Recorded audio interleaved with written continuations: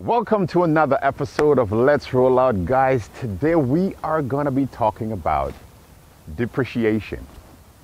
Now, for many of us, we've always had that car that hits that spot with you where it is beautiful, it has all the characteristics that you want, except for one thing, it's price.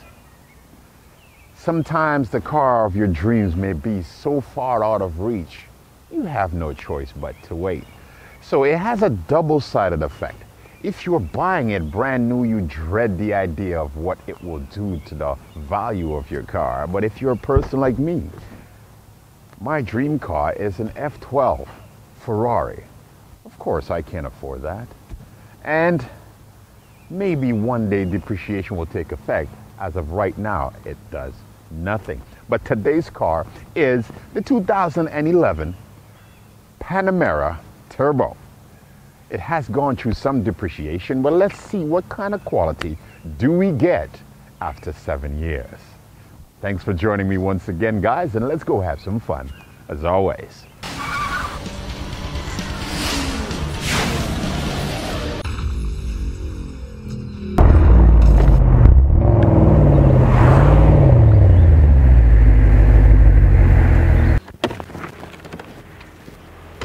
This car started out its life at over $160,000.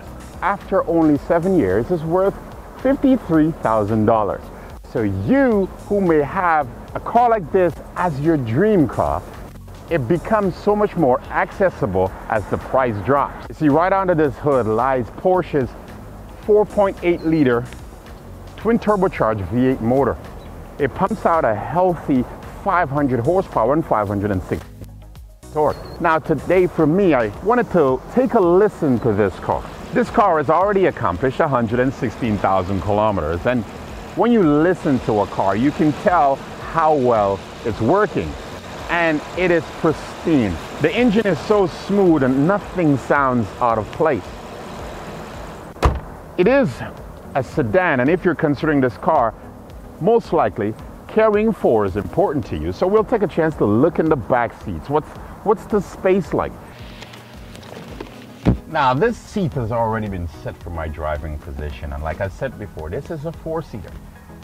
And the space in the back, even for me, a big guy, not so big, let's take that back.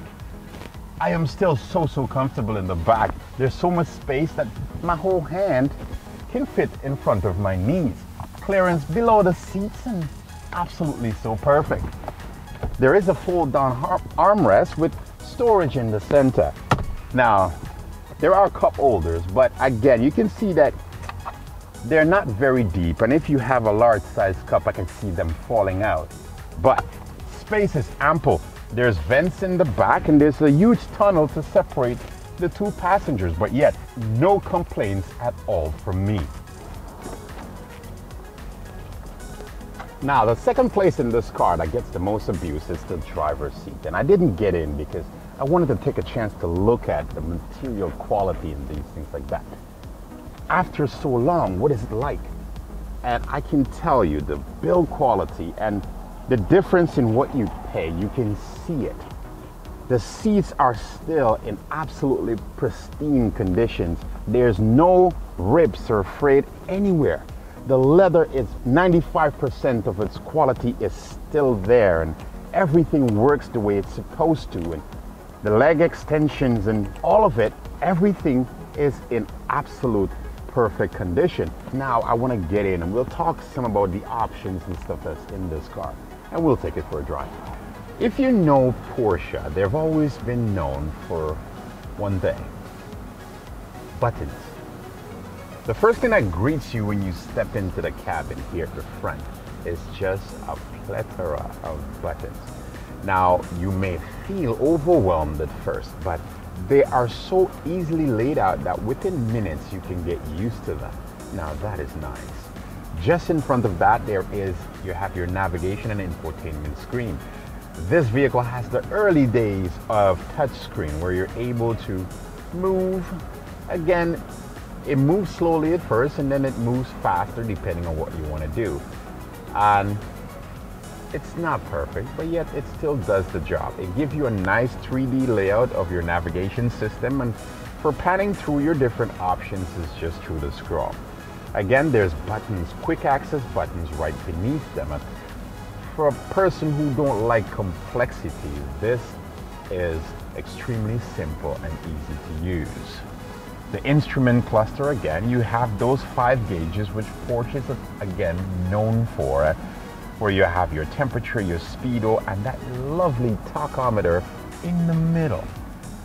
Big to give you that awesome rev information as you light this twin turbocharged V8 up.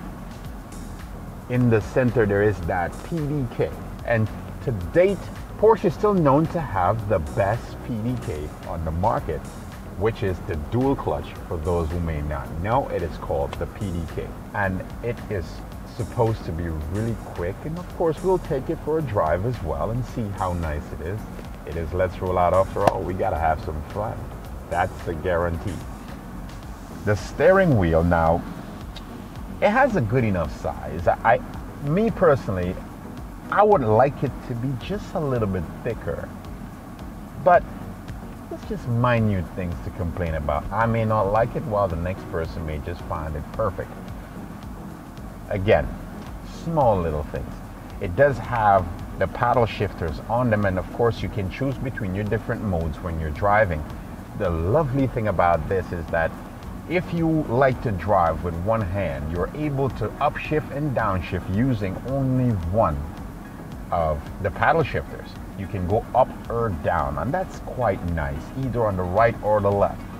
The Pdk transmission, it is a dual clutch, and it has 7 gears, and like I said before, it goes to all 4 wheels, so that 516 foot-pounds of torque that comes in over 2,000 RPMs will just make this vehicle rocket forward. Now, stats have shown that this vehicle will get to 100 kilometers an hour in only 3.6 seconds. So even though it is 4,484 pounds, 3.6 seconds, that's just mental.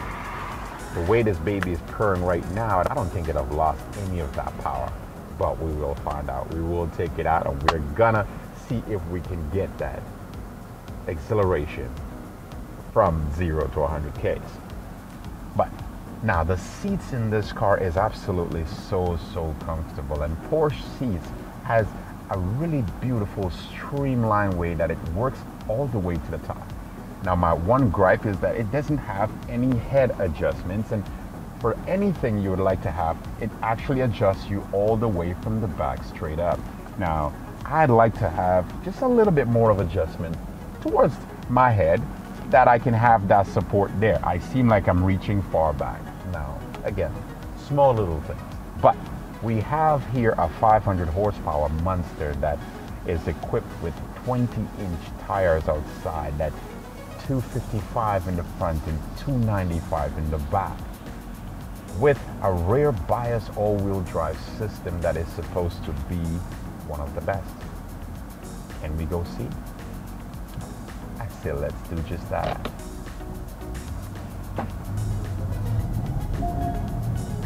We've looked at the back seat, the front seat, and the quality is pristine, but it's all about the drive. Porsche has a rich history of performance and just fantastic cars. So this is supposed to be nothing short of incredible. Now the looks outside may not be so appealing. Many have criticized it, but it still has that Porsche heritage from the front right through to the back. And when you look out the mirrors, you have those sculpted lines of the back just so big and strong. It covers those 295 tires in the back. This car rides on air ride suspension, so in normal driving conditions like we are right now, is absolutely smooth. The 7-speed transmission it's effortless in how smooth it shifts. Of course, there is 3 different modes with normal, sport, and sport plus. Once you've put it into sport plus, it tightens up the suspension, holds the gears, and it gives you all of that 500 horsepower. And the first thing I wanted to do is see how well it launches. So let's switch things over. Sports Plus, tighten things up. Again, we do have that spoiler on the back. When it hits the right speed, it opens up so nice. It's a dramatic thing that caught everyone's attention when this vehicle was launched back in 2010. So it's the little things that makes the difference, and no other automaker has been able to make an electronic spoiler so beautiful like that one in the back. So to engage the launch control, you simply put it into Sports Plus mode, press down on the brakes, make sure you plant your foot quite well, raise the RPMs, it says launch control, and you just release the brakes. Immediately you're just pinned back in your seat, and it's amazing how fast this car propels you down the road. You quickly forget that this vehicle weighs 4,486 pounds. And boy, it is so effortless. It moves down the road with such blistering speed.